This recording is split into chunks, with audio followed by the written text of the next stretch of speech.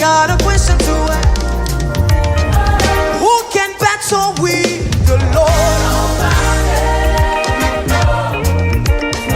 Ma Bible au quotidien, le verset du jour. Philippiens chapitre 3, le verset 14, je cite. Je cours vers le but pour remporter le prix de l'appel céleste de Dieu en Jésus-Christ. Fin de citation, glorifie le Seigneur. Le verset du jour résume l'attitude et la mentalité que chacun de nous devrait avoir dans notre marche avec Christ.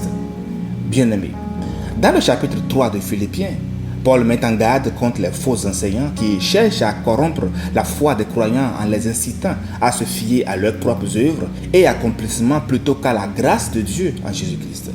Paul expliqua que lui-même, bien qu'il ait eu un passé prestigieux en tant que pharisien, considère tout cela comme une perte comparée à la connaissance de Christ. Il considère toutes ses réalisations passées comme de la boue afin de gagner Christ et d'être trouvé en lui par la foi. Chers amis, le verset 14 est un sommet d'encouragement pour nous. Je cours vers le but pour remporter le prix de la vocation céleste de Dieu en Jésus-Christ. Paul utilise ici une métaphore sportive pour illustrer l'importance de persévérer dans la foi. Paul compare la vie chrétienne à la course olympique et cette image met en valeur l'intensité de l'effort et la concentration nécessaires. Dans une épreuve d'endurance, vous le savez bien aimé, il importe de tenir jusqu'à la fin et c'est ça qui est important. L'apôtre sait qu'il n'a pas encore atteint le but.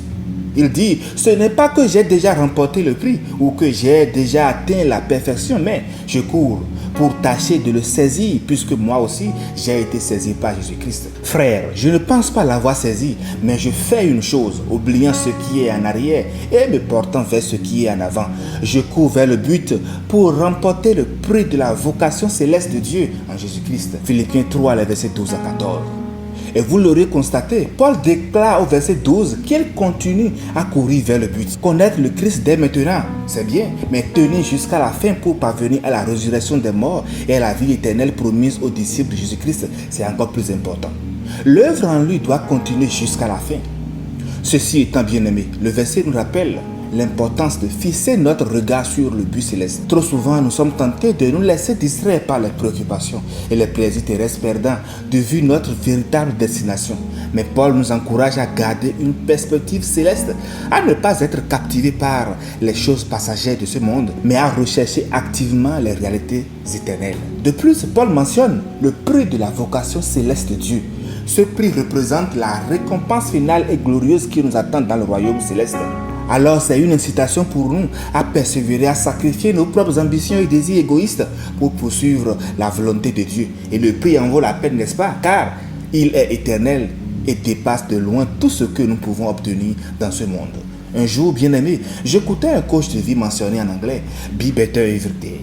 Deviens meilleur chaque jour. Je me suis dit, ça c'est un bon slogan pour la vie chrétienne. Cher ami, devenir meilleur que la veille tous les jours devrait faire partie de notre priorité. Vous ne trouvez pas?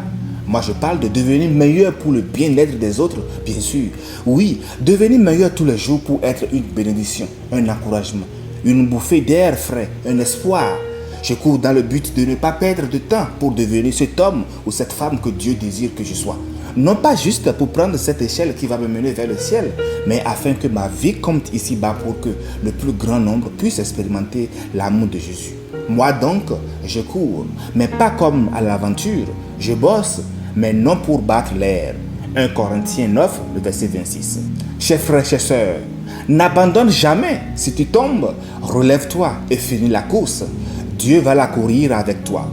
Bonne méditation et persévérance de Christ sur tous. Alléluia, chérie.